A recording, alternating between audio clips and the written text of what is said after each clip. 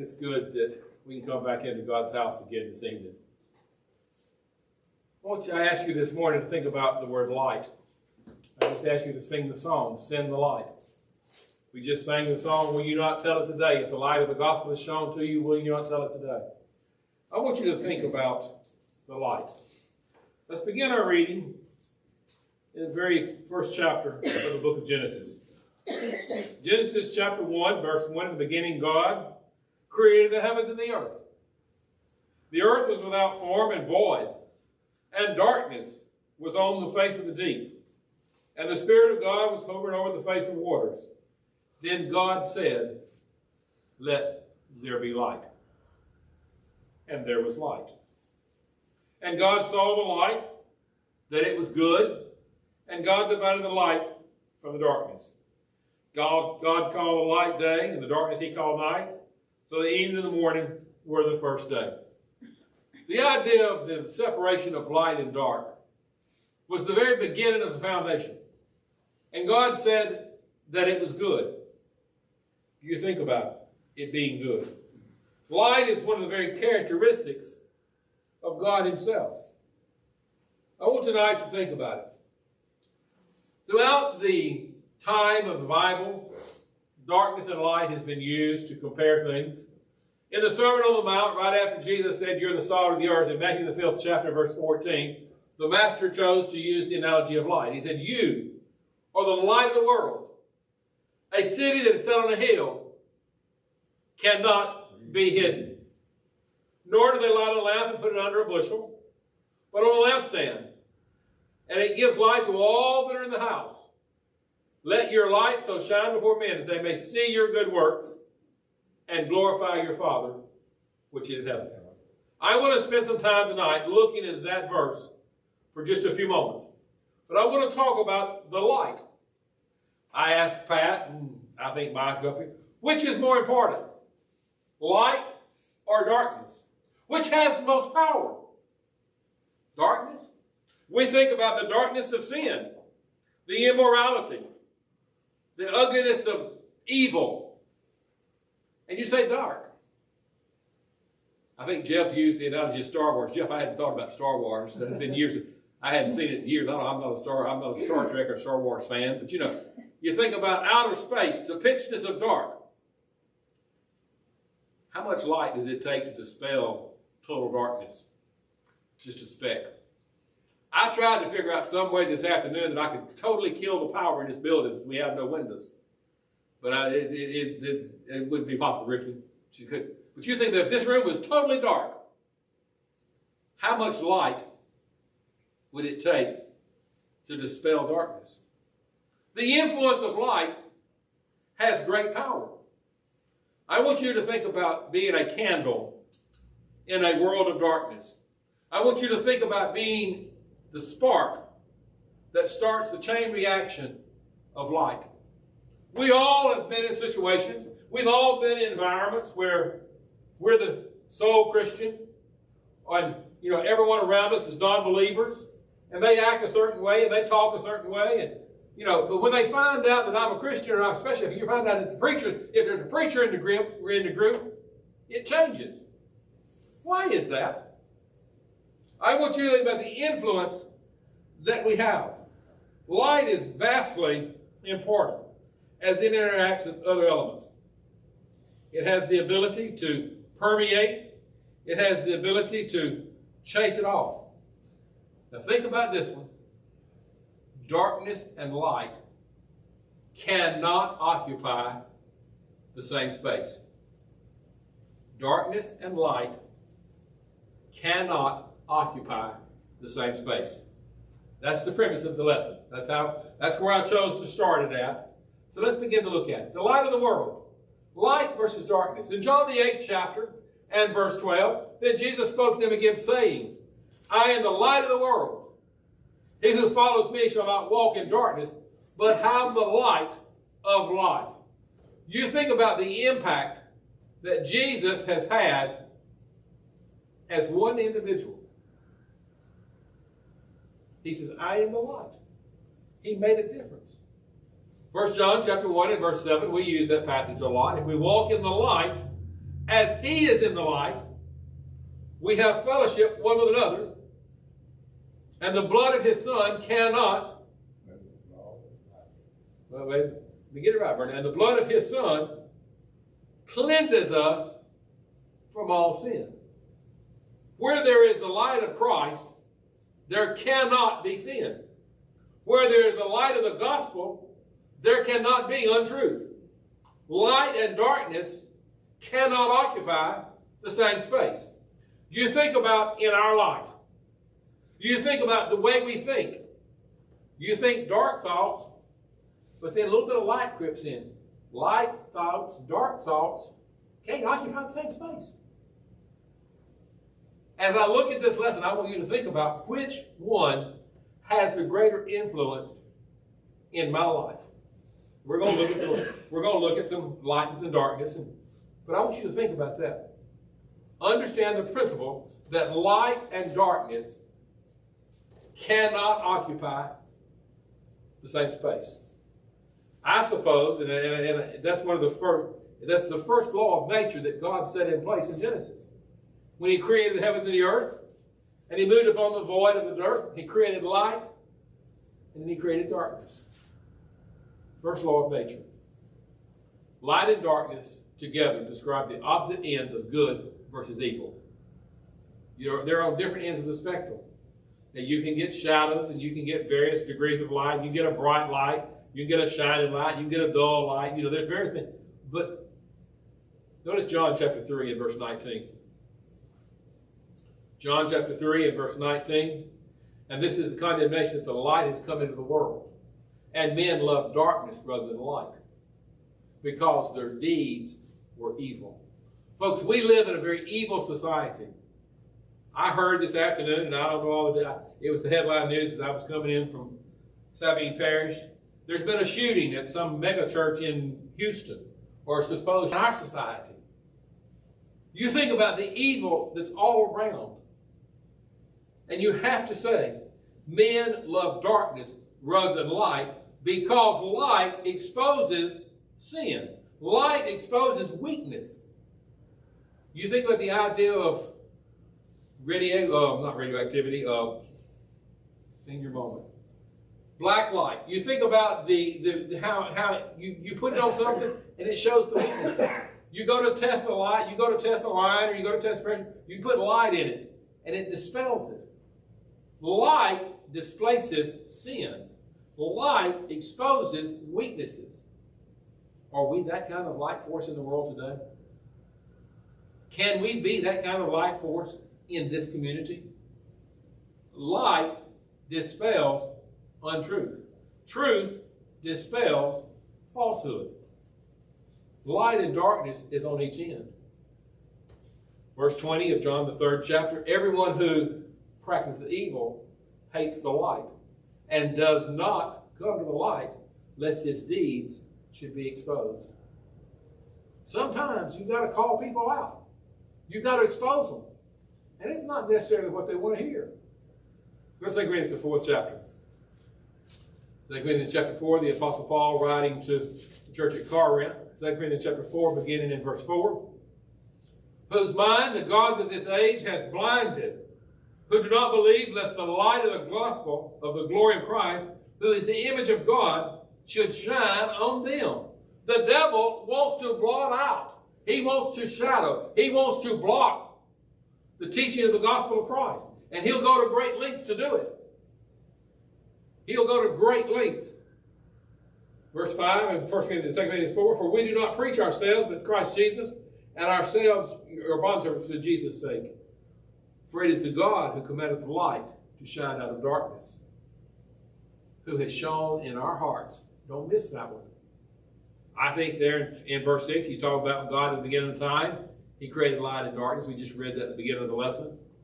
But he said, God commanded light to shine out of darkness, who has shone in our hearts to give the light of the knowledge of the glory of God in the face of Jesus Christ. Knowledge is a form of light. Wisdom is an application of that knowledge. How's your light tonight? We sing the song, This Little Light of Mine. This Patrick may have this little light of mine. I'm going to let it shine all around this neighborhood. You know, the devil's going to poof it out. Oh, no, he's not. I don't remember the exact words of it. You know, as we think about the kid, this little light of mine, put it under a bushel. Oh, never not. I'm not, because this little devil, this light of mine, I'm going to let it shine, let it shine. Folks, we may think that's a kid's song, but it has an application for you and I. Right here in this community, we need to let our light shine. We need to let our example shine. We are the light of the world. Go with me to Ephesians, the 5th chapter. Ephesians chapter 5, the Apostle Paul, writing to church in Ephesus. You were once darkness, but now you are light in the Lord. Walk as children of light. Are we walking that lifestyle? For the fruit of the Spirit is all goodness, righteousness, and truth. Look at that. Walk as children of light. Are we a guiding light? Let me tell you a story. And it happened, well, just a few hours ago. Last night at 12:30, I got a call that there had been an accident here in the cane patch across the building. I run down there, and I was the first man on the scene, and the cop was coming in, and I tossed a flashlight to him, and I headed into the cane patch. Pulled out one of them big, expensive flashlights. Had just taken it off the charger. You know what happened? It went out. You know where that left me at? That left me in that cane patch across the road over there, with a car turned upside down, trying to find my way out of the cane patch with no lights on. And I had already planned to preach this lesson. I thought about it. You know, that's a good analogy. You get in the cane patch of life, and your flashlight goes out, you got a problem. I turned around and yelled at the officer, "Hey, throw me a flashlight." He said, "I can't find one." I said, "I just gave you one." He said, "Chief, it went out too." 2 lights fell in the first 60 seconds of us being on scene. Now, when we got there, for whatever reason, I don't know, something happened above or whatever, we had lights to get back there. But I'm thinking about when we're in an evil situation, and we take the Bible, and we're not unskilled. Maybe we don't have our study skills charged up. Maybe we don't have our wisdom out. Take the light. Walk as children of light. Be the light force that can guide people through this world. Be the light that can guide us through the problems of relationships. Be the light that can guide our young people into wise decisions. Be the light that can guide young men into godly men, godly fathers, godly husbands, godly preachers, godly elders. Be the example of godly women. Titus chapter 2 talks about that.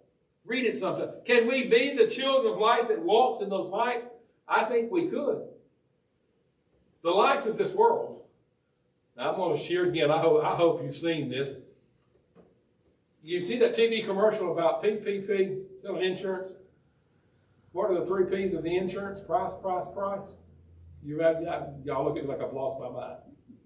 I want you to remember the 4 P's of giving light. Based on Matthew the 5th chapter. Let's make some application of it. Personal. I want you to be personal. In the midst of a crooked and perverse generation, among whom you shine as lights in the world. Jesus said in the Sermon on the Mount, he said, you are the light. He didn't say they. He didn't say them. He didn't say somebody else. He charged his disciples in the Sermon on the Mount, said, you are the light of the world. I want you to think about this being personal. Every one of us probably knows someone that needs to shine in that regard. We need to declare that Jesus is the light.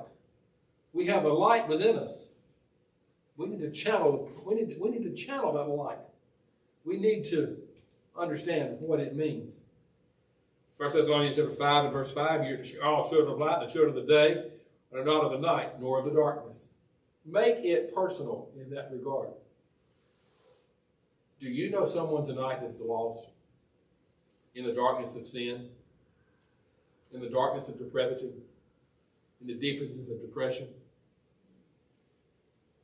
Take this as a challenge to personally contact them. Be a light. Be an example. You may not have all that in you, but you can be the flicker. You can be the spark that dispels the darkness of heartache. kindness, tenderness, gentleness. Look at the word powerful. You think about powerful. It can, and Jesus said, you're the light of the world. It cannot be hidden. It's the power of it, the luminous of it.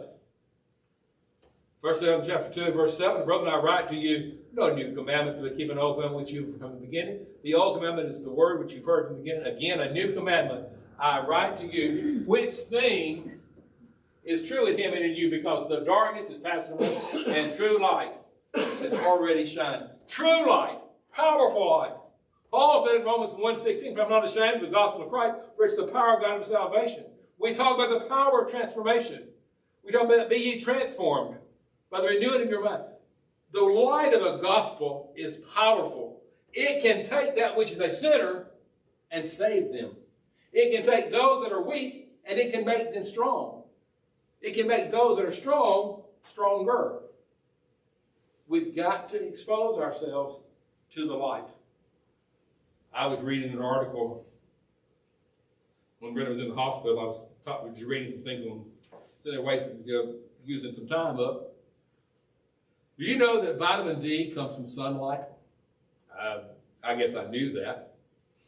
During the wintertime, more people suffer from vitamin D deficiency than any other time of the year because they spend more time indoors.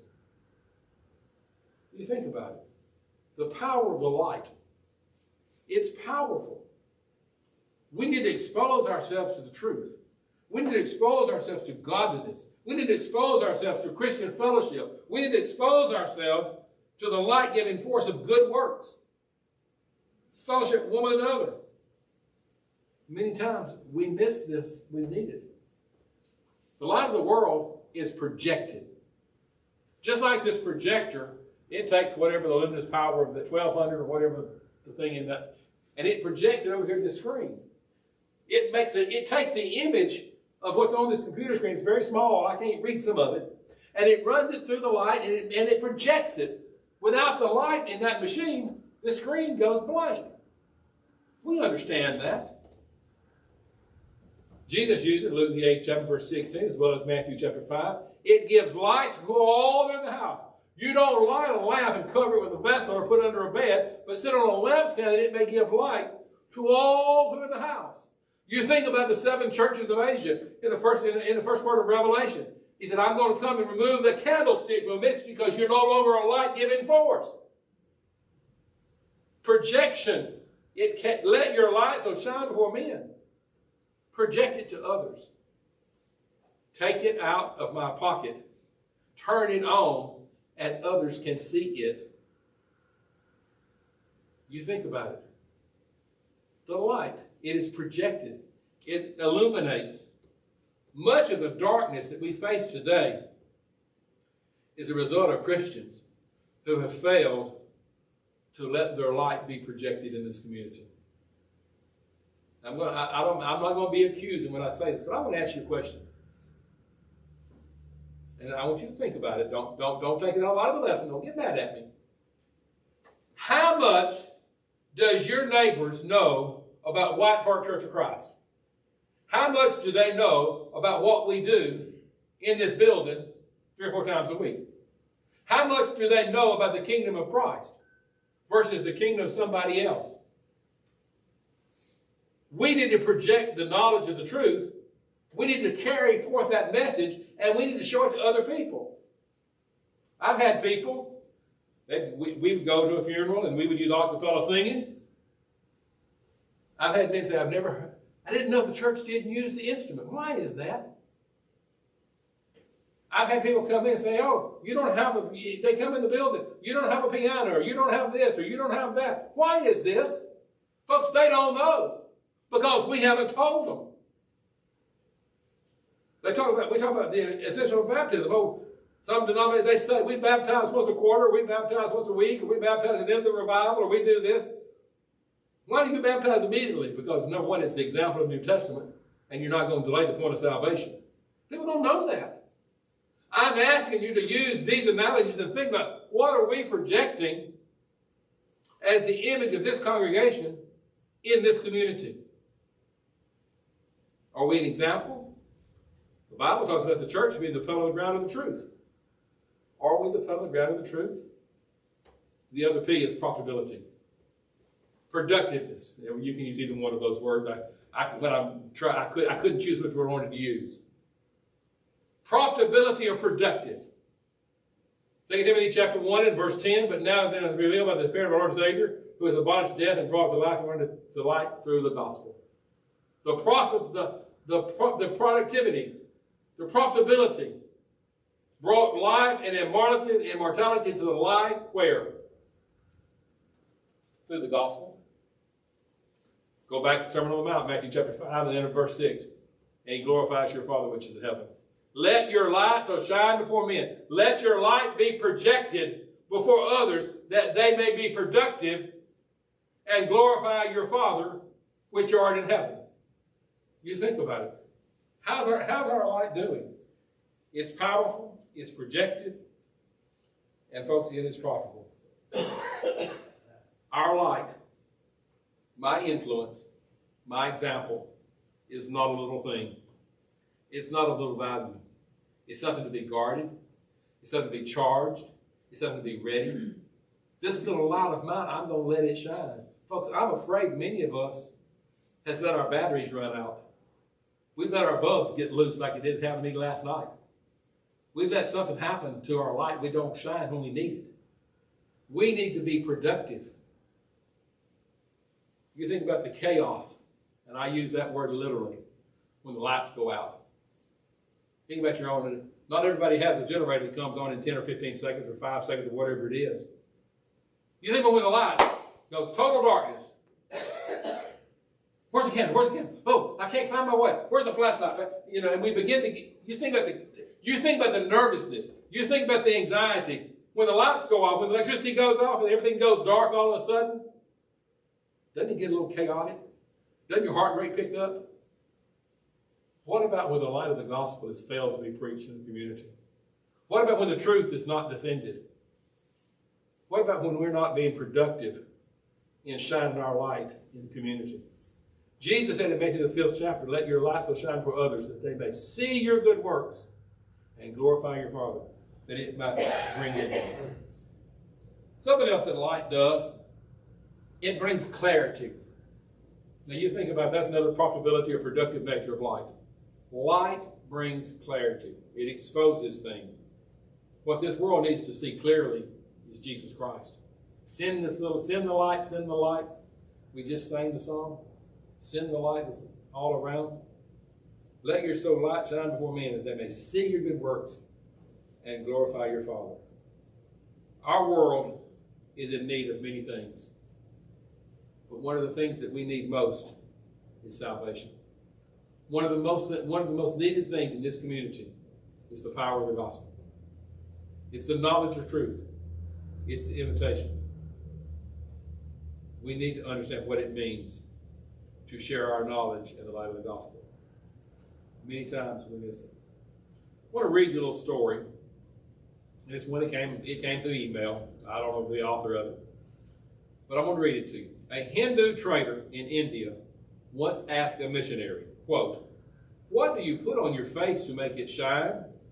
With surprise, the missionary answered, I don't put anything on. His questioner began to lose patience and said, yes, you do. All of you believers in Jesus seem to have it. I've seen it in all the towns around the area. Suddenly the Christian began to understand, and his face glowed when he answered and said, now I know what you mean, and I'll tell you the secret. It's not something we put on from the outside, but something that comes from within. It's the reflection of the light of God in our hearts. Now that wasn't a biblical story, but I thought it fit real well. The glow of a Christian, the happiness of a Christian. If you're happy, notify your face.